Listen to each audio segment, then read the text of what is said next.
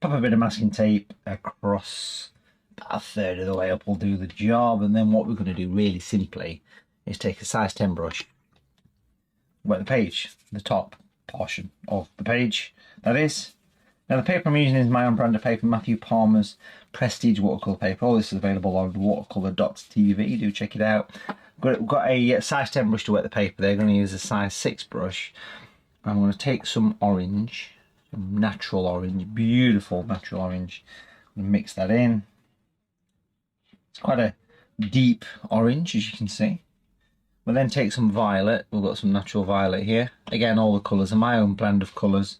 The brush I'm using is a Matthew Palmer Super Point brush. Mix that in as well. Beautiful. Don't be afraid of deep, powerful colours here. And we'll put some little bits across the bottom. And then I just want to let that dry for a second. Now to dry it off, I'm going to use a heat gun or a hairdryer. There it is. I'm going to give it a quick blast. Hello, my name is Matthew Palmer and welcome to my art studio and welcome to my YouTube channel. You can support this arty YouTube channel by hitting the subscribe button and the notification bell, but you can also support us now to keep the lights on, to keep the paint flowing here in the watercolour world of Matthew Palmer by becoming an artist apprentice. Yes, you can become an artist apprentice by joining this channel. You can become a channel member. This is literally the price of a cup of coffee each month. That's all it is. And for that you get some really cool perks. These include loyalty badges next to your name in the comments and the live chat, custom emojis that you can use in the comments and the live chat that have all been created by me to look that little bit extra arty, photos and status updates, member shout outs, which I will do at the end of the videos, and priority replying comments, as well as exclusive community posts just for you guys. So do support this channel by becoming an artist apprentice. I look forward to seeing you soon. Take care for now. It's amazing how much it changes once it is actually dry. I'm just going to zoom the camera in a little bit closer here, because what I want to do now is use that same brush and I want to paint a little building in. So we're going to use some natural grey. Again, these are my own colours here, Matthew Palmer Natural Grey. We're going to use that, and we're going to take that little bit of colour. I'm wiping the brush over the edge of the palette a little bit, and very simply what I want to do here is paint in a little edge of a building. So we're going to bring in the up side of the building. No sketching here. You could sketch if you want to, but I'm just going to keep it nice and simple. Come down here, pretty much blocking in that side along the tape. I'm also going to go along here to about there. Clean the brush in the water, just give it a couple of taps. You can see the brush is fairly clean is enough. And then just blend all that in the centre. Dead easy, can't go wrong. You can see that lovely shadow that natural grey creates. Try and avoid using Payne's grey, that's a little bit too dark. This natural grey is perfect for this. Just bring that in there and blend that away. You can see where we're going with this. Now in the palette, you remember we've got the violet that we used for the sky. So we're going to use that now to put some snow on the roof here. So we're going to come up here and we're going to work it in a little bit. We're going to give it a bit of character, come down here like so.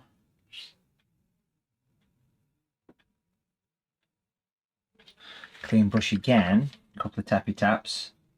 This is a Matthew Palmer small super point brush, roughly a size 6 brush, but just a really nice quality pointy one. Clean the brush a second time on the tappy tap tissue and then water it in. So you've got that nice little impression of a shadow casting down on the roof there, looking nice. Now to make this thing have a bit more life and a bit more interest, what we can very quickly do here is painting some trees. Now for the trees, I want to use some natural green. This is again a colour I've developed called Matthew Palmer's Natural Green. Believe it or not, I'm going to use that with the grey, but I will start with the grey. I'll start with the grey. I want to put this down here, nice and tidy, and we'll go up to about there, slightly following the edge of that roof. Now I want to darken pretty much all that side in the grey, on the bottom, and then I can change for the green. So I've got the green here. Beautiful. Quite a dark colour, but that's kind of what it wants to be, really. And we'll use that to blend away. So I'm actually painting the other side of that tree, and I'm blending the grey into it, so it's giving that impression of like a conifer or something, or a pine tree, however you feel it is. And you can just, as I'm doing here, you can encourage the paint to mix together. Make that a bit taller. Make that a bit taller. And then on the opposite side, I'm just going to pop in a few little bushes and just little spits and spots, little dots and dabs. That can run in front of the house. I am using the dark green for this. I will possibly bring in a little bit of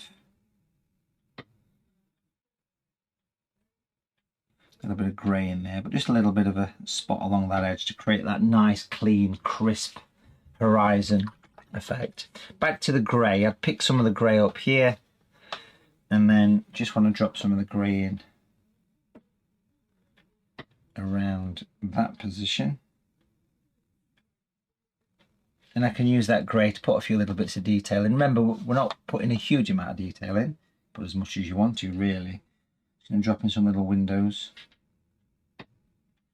on this side as well. Do the doorway. Let's have a doorway on here. Little L shape for the doorway. Little L shape for a larger window.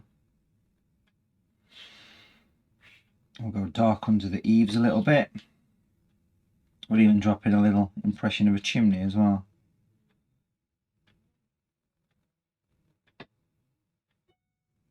Beautiful.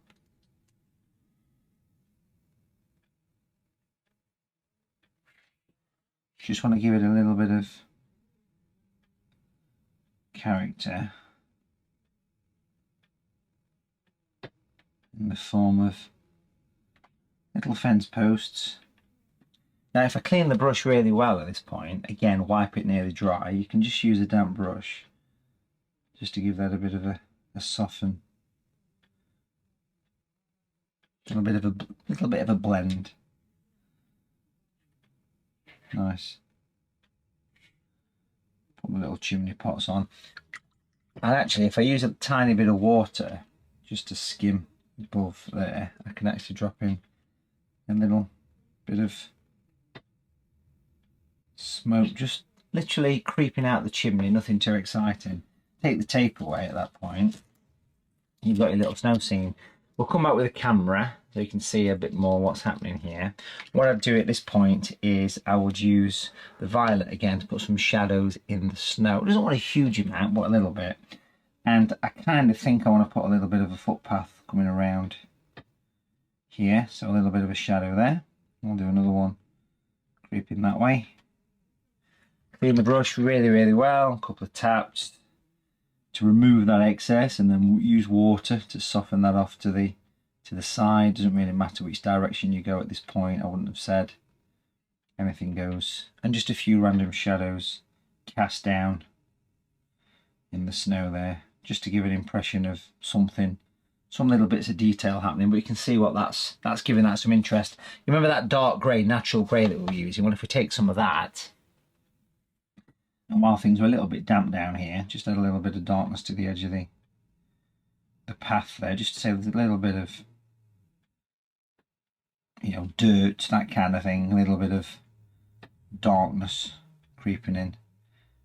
But that's shaping up to be quite a nice little snow scene. I could quite happily, again we'll zoom in a little bit here, I could quite happily just come back to the grey again. Now things are a bit dry at the top there, and just drop in a little impression of the actual windows, like you can almost see the windows. Even just, if your brush is fine enough, a little bit of a windowsill, lintel. But you've got to think, how much detail do you want to add to your scene? For me, not really a huge amount. Now, another thing that we could do on this, which would work quite nice, would be to bring in some white paint. Now I've got some white here. It's called Matthew Palmer white, basically. And we'll take a little bit of that. Just going to drop it on a scrap piece of paper just at the side there. Get the colour to come out now. Just kind of not been used for a while, so the gum arabic's separated. We'll take a little bit of that. And then we'll just take some white on the tip of the brush. Now a nice titanium white, a nice gouache, a nice thick white paint is, I always think, quite useful in a picture like this. I mean, for one, it's quite nice to put some little random bits of falling snow. And if you slightly rotate your brush, you'll get variations in the actual tap that you apply. You can do as many or as few as you want, really. You're kind of in charge of this. Even a little bit of white just slightly creeping into the little tree there, just so there's a little bit of snow settled in the tree. So just to give it a bit of interest on the top of the little bush here as well. This is a really fluid white, really nice to use. Just a little bit of white on the edge of the building there, just to give a bit of a snowy effect. And if I dry the white off on the tissue there, even just a little bit of a flick of white just coming down into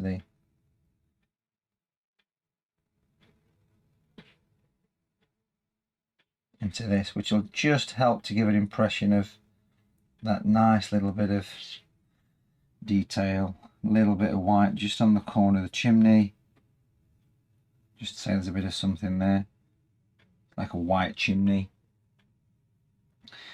And any little bits of added white that you want to add, you are completely in control.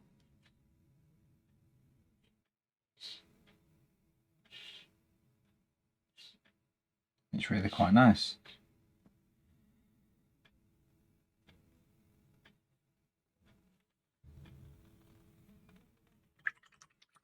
Beautiful. And there you go, a lovely, quick and simple winter watercolour painting. Greetings card maybe.